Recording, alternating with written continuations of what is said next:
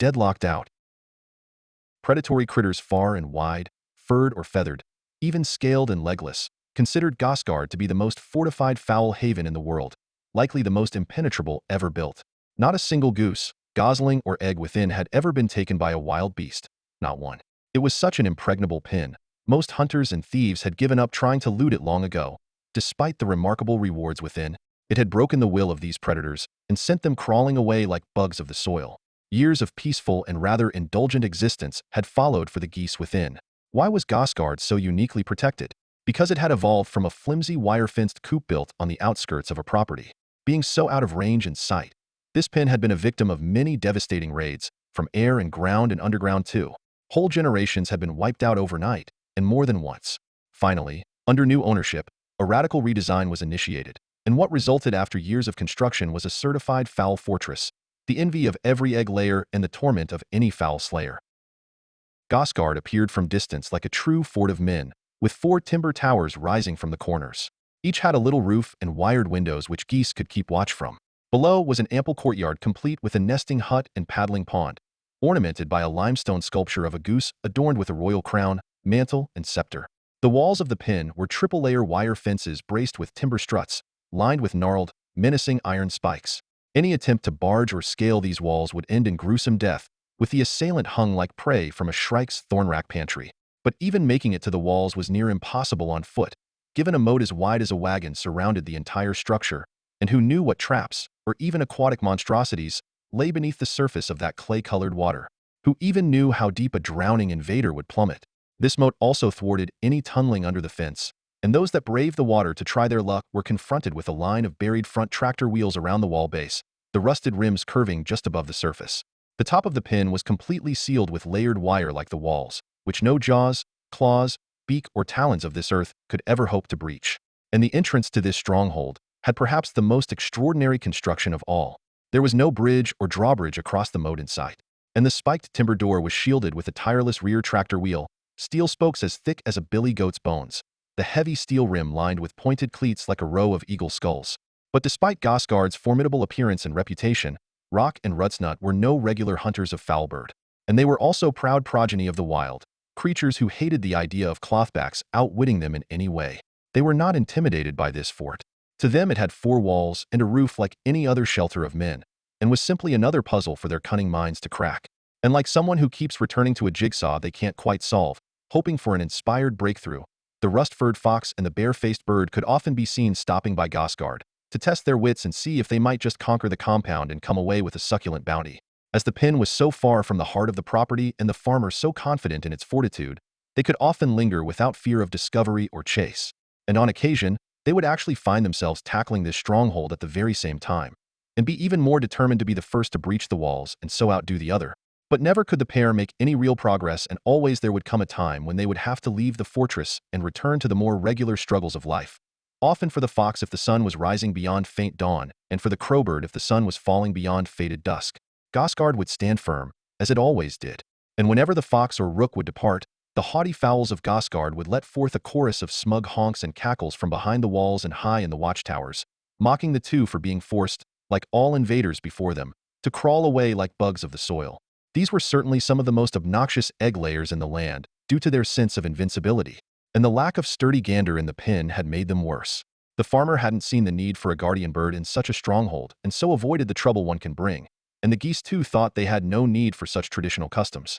Who needed the gander and his defending charge when the fort could meet any enemy advance with its own metal spurs, and easily keep the wild world out of their secluded keep? The geese had long forgotten nature's threats, and its very particular realities. And this unbearable behavior of the geese, this artificial arrogance, would only make Rock and Rutsnut more motivated still to devastate the foul fortress. Then one decisive afternoon, the pair found themselves before Gosgard's mighty walls together, trying to overcome them once more. And here with both in clear daylight, it might be time to reconsider their physical descriptions passed on in legend. The fox was not even close to a wolf in size, and his stride, though impressive, could hardly be as long as the stag's, or his legs could never fold into a den. The rook's wingspan was clearly dwarfed by that of an eagle, and if his beak truly had grown to the length of a hunting knife, he'd be toppling from the perch every night to stick in the turf. In truth, a casual look at the pair revealed little of their reputation. But so it always was with Rock and Rutsnut. at first glance seeming just a regular fox and rook of the rural places. They were no physical freaks of nature, though due to their cunning capacity were certainly better fed and nourished than average. This could be seen not only in their strong builds, but their glossy fur and feather coats, of the finest rust and soot hue respectively. But look closer, spend time in their company, decipher their mannerisms, be near enough during their mischief-making, and the vast differences between this fox and rook and others of their kind do become clearer.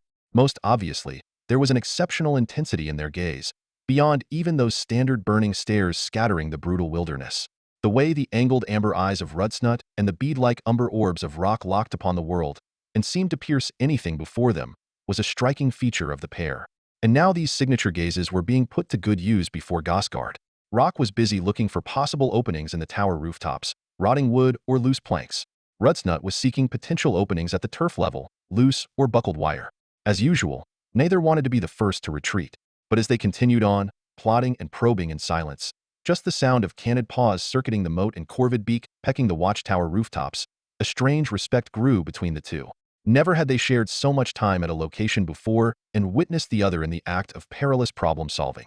And that day each realized that the other had rare determination and understanding of these thieving matters, great experience, and an abundance of sneak. And as the haughty fowls of Gosgard taunted them, strutting around and hurling gaggledygook insults through the walls, it had the effect of bonding the pair against this common, highly consumable opponent. Finally, Rudsnut spoke. And these were in fact the first genuine thoughts the pair exchanged, something beyond the vicious sounds of conflict. "These foul brethren of yours disrespect us," said Rudsnut. "You should tell them to clamp their cackling bills and lower their honking heads." "They are not my brethren," said Rock, "any more than the rat is yours for sharing fur and teeth." "Fair enough," said Rudsnut. "And where are your brethren, by the way? It seems quite peculiar for a crowbird to be engaging in his villainy on such a lone basis." "The other rooks always said I have something of the raven in me," said Rock. "Is that so?" said Rudsnut. "Ravens have a little more feather on the face, I'd say. But in any case, you'll surely agree that it's not the proper order for these weed-gulping geese to look down upon either of us, particularly when it was not they that built this fortress they indulge in, but the tool-wielding farmer." "I can assure you of that," said Rock. "These weak-winged farm fowls struggle to engineer even the simplest nests, and could never plan and craft a crowbird colony within the high branches, making the necessary calculations for wing length, branch strength, and defense from wind, storm, and raptor." "I believe you are correct there," said Rudsnut. "Neither could they fashion a fine fox den in the low banks, making the necessary calculations for tunnel length, soil strength, and defense from ant, flood, and badger." "I believe you are correct also," said Rock, and the pair looked at each other with mutual agreement in these matters, and then back at the geese with mutual disdain. "It is our duty to humble these pampered paddlers," said Rudsnut, "and teach them nature's order once more. These fowls must fear us, not parade like soldiers of a gun-toting army." "I couldn't agree more," said Rock. "Tell me though, Red Fox, what ideas have you formulated to breach this pen?" "Why, Blackbird," said Rudsnut, "so you might steal them?" "Certainly," said Rock, "but I will also tell you my ideas, and you can steal those too. Come, Fox, we are both seasoned snatchers. But it is unlikely we can truly use the tactics of the other for ourselves, given we have very different physiques.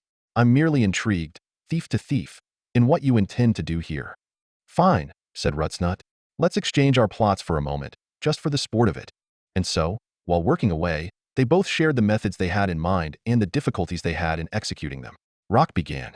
"By now," said the bare-faced rook, "I have meticulously inspected every segment of wire, on walls and roof and even the towers, but found no opening to squeeze anything more than my beak through. I once located various wire cutters in the shed here, but could only carry the smallest pair, and their weak jaws failed. I would need cutters too large for a crowbird to operate. I then tried instead to set fire to the towers, wasting an entire box of matches up there, but could never get the wood to burst into flame. You can still see the scorch marks on the rear tower roofs. As for the entrance, I've opened many gates and doors in my life, but never seen one like this, with no handle or latch in sight, and I had no luck activating any mechanism possibly hidden there." Now Rudsnut gave his account. "Burrowing inside was naturally my key approach," said the rust-furred fox. "But that cruelly placed creek thwarts this deadly skill of mine. I have tested the water depth by dipping my tail, and it's deeper than my tail is long. To burrow under the fort's wheel-braced wall base, I would need to be fully submerged. Impossible. And to dig under the creek itself takes a tunnel too long to finish in a night, and would therefore be discovered and sabotaged by the farmer. I've come at many different times, hoping instead to find the door left unlocked by mistake, or at least to see it open and understand how it works, but never been so lucky." Not once has anyone left the bridge over the water in laziness, either. But hopefully one day a clothback will become complacent and make a critical mistake. And so the pair reflected on what each had revealed. You suggest certain ideas I never considered, said Rock. And you likewise, said Rutsnut. But realistically, it's possible that individually we might never breach this poultry pen. After all, it is the most notoriously fortified fowl haven in the known world. You may be right, said Rock. Are you suggesting, Red Fox, that we combine our skills to overcome this unrivaled challenge? Perhaps I am Crowbird, said Rutsnut. Has it ever been done, said Rock, a fox and rook conspiring together? I've never heard of it, said Rutsnut. But is it so strange? This would hardly be like raising kits and chicks together in an underground nest. You're not also wishing to adopt a family with me, Fox, said Rock. Why never, said Rutsnut. But at this they shared a smirk. Let's agree to put our differences aside for this day, said Rutsnut. We can always continue hostilities on another. So be it, said Rock. But both being crafty competitors, they were still very wary of this arrangement and sought to confirm the details a little further. And the fox and rook now eyed each other intensely. Then when we breach this fortress, said Rock, it's agreed we'll share the prize without violence between us? Yes, said Rutsnut. But do you mean share equally? I'm the far larger creature and would need more fill, naturally. Ah, said Rock. But I'm the far more airborne creature and flight demands vastly more fuel than legged life. I would know as I do both. What say we allow the other to take whatever he can stomach and stash while the pen is stocked and the farmer absent, said Rutsnut. This seems reasonable, said Rock. The shrewd fox inspected this renegade rook, sensing cunning at work in this easy answer. But that's to say, warned Rutsnut, you are not to call a flock of 100 bare-faced blackbirds, or any other crowbird types for that matter, to overwhelm me and steal everything once the deed is done. And Rook was impressed with this cautionary thinking from the fur-faced one. Then I'm free to use my swarm of trained starlings, said Rock, and rattled his voice in amusement. I kid you, of course. I've been looting alone for years. And let me make sure you will not call a family of wife and kits to overwhelm me, or even a pack of stray cats you can trick into service. I'm a perfectly lone fox, I can assure you, said Rutsnut. If you ever seen me with a pack of canids, I must have been cornered by bloodthirsty hounds. And if so, shame on me. Then let's put our heads together, said Rock. They're not so differently shaped after all, though mine isn't so weighed down with those wind catchers you call ears. And so the pair began to plot, combining all the wits, guile, and while nature had gifted them.